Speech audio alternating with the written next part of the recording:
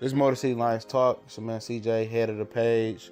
We're trying to hit the ground running, but we're going to take our time. We're going to talk about some team needs going into the draft today. We did a 2016-2017 season review, regular season, the playoff last year. And let's go over a quick run about what Bob Quinn and the Lions have done this offseason. They built the wall. No Trump. Bringing in Ricky Wagner, bringing in TJ Lane to play right guard, Ricky Wagner. Right tackle, there's a whole different right side. Taylor Decker is continuing to develop. He did a great job last year.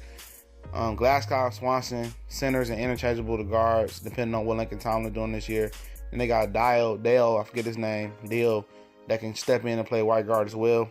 So the line is pretty much set. Wouldn't be surprised if they got a developmental, undrafted, or late-rounded offensive lineman or a couple of them.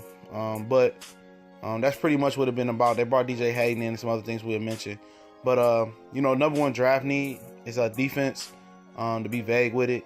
But in particular, it's the linebacker core. They brought in Paul Warlow from Atlanta. I don't think he's really a staple there. Amani Bryant. So I pretty much think that's at some point in the draft, they need to attack that linebacker core and hard, especially the Mike linebackers, very important. Usually cost the plays into the defense against the defense in the right position and right audibles. But overall, you look at the defensive front as being weak too. Ziggy got injured last year. Corey Hyder was a bright spot for them. David Taylor was one of the worst Pro Football Focus defensive end. I think he was the worst. Terry Whitehead was one of the worst linebackers statistically last year as well. You look at the safety with Wilson and Killebrew. Killebrew still learning. Wilson just being there until they get somebody else to play that position. Slade's pretty good. He's developing. He's looking like a top corner in his league. DJ Hayden always been injury prone, so that's somewhere you want to be able to back up. But he's on a 1-year contract to prove himself, and I guess you could slide Nevin Lawson to the nickel. But in the first round, a lot of the top safeties will be gone, and there's a lot of good cornerbacks that can be had in the second round as well. I think running back here will be a stretch. I think that's the second most need. I explained that later. That early. But I think I know how Corey Hyder, developed last year, but you can never have too many pass rushers. And at the point where the Lions are drafting, unless Reuben Foster falls or the guy from Temple, the Hassan kid falls to the Lions, I think those are two no-brainer picks. Reuben Foster or the middle linebacker from Temple, Hassan, I can't remember his name, but he's moving up boards. I think if those two are there, you get that middle linebacker position. But if not, I think a pass rusher, Barnett from Tennessee, Taco Charlton from Michigan. I think that's the prototypical yin to Ziggy Ansah's yang. He's a real run stopper, multi-dimensional pass rusher. I know everybody get caught up in this slow 40 time, but he's more in the mold of a Michael Bennett. Not super flashy, twitchy, fast twitch muscle, but he's a good solid defensive end. He's not going to be your Cliff Averill left end. He's going to be more of that solid left end that can play the run and get to the passer as well, and a full multi-dimensional pass rusher. Now you get into the second round. This is your dilemma. It's as many as 8 cornerbacks that can go in the first 50 picks.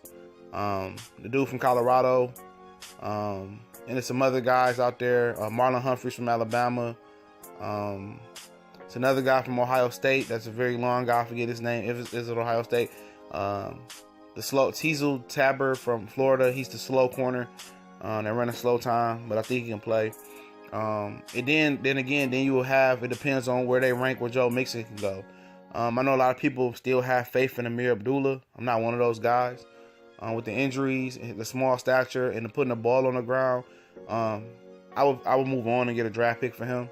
Hand the keys over to Zach Zenner temporarily, and I would just go ahead and take a running back in the second round. Probably would have to be Joe Mixon just based on talent. I know in past, Lions haven't took chances and risk on guys like him, passing up on the Honey Badger and passing up on other guys every year. I've seen that typically blow up and become solid or even stars in the NFL. And I think it's their time. I think Bob Quinn understands that, being with the Patriots, who took a lot of chances on guys that had injuries and trouble passes.